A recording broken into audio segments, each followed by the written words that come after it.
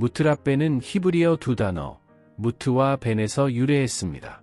전치사라는 위하여로 번역될 수 있어서 일반적으로 아들의 죽음으로 이해되기도 하지만 정확한 의미는 확정되지 않았습니다.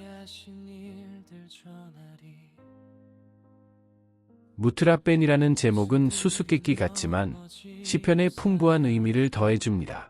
예배자들이 하나님의 주권과 그분의 섭리의 신비에 대해 묵상하도록 이끕니다.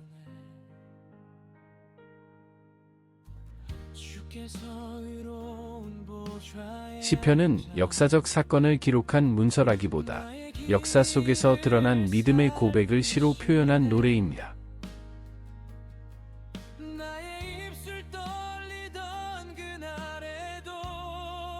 일부 그리스도교 전통에서는 유형론적으로 해석하여 하나님의 아들의 죽음을 떠올리게 하는 상징으로 읽기도 합니다.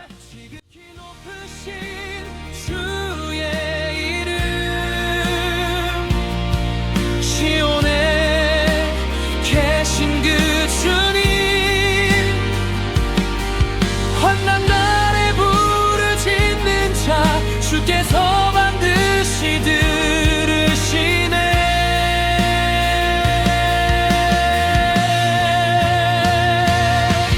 주의 이름 아는 자들 주를 의지하네. 버리지 않으시는 주님 영원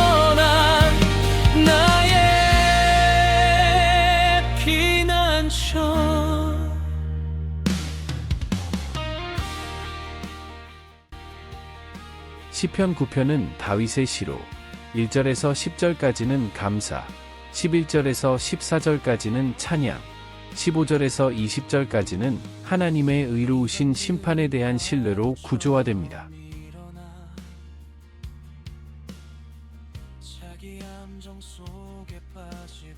보통 왕들은 승리의 영광을 자기에게 돌리며 그 일로 더 큰 부와 권세를 꾀하지만 다윗은 전심으로 여호와께 감사하며 주의 모든 기이한 일들을 전합니다. 오직 이 일을 이루신 하나님을 기뻐하고 즐거워하며 찬양합니다.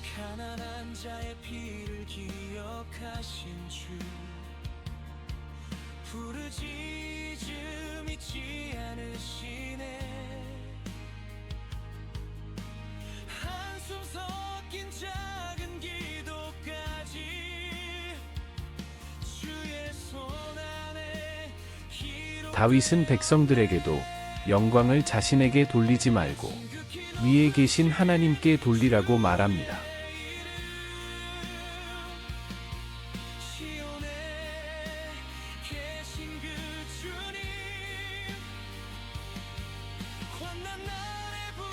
심판 부분에서 셀라가 2번 나오는데 16절에서 한 번, 그리고 20절에서 다시 한 번 나옵니다. 나를 긍휼히 여기소서. 대적의 문 앞에서 던지소서. 죽음의 문에서 일으키사 주의 구원을 노래하게 하소서.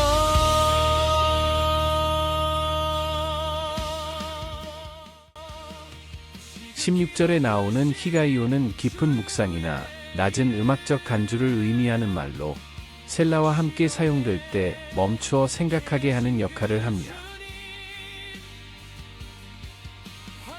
아기는 자기가 손으로 행한 덫에 자신이 걸릴 것이라는 말씀에 이르렀을 때 시편 기자는 히가이온, 셀라하고 외쳤습니다.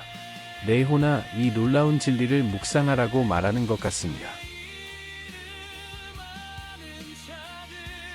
엄숙한 히가이온을 부르며 각자의 마음속에 이 엄청난 진리 앞에 나는 어떤 위치에 있는가?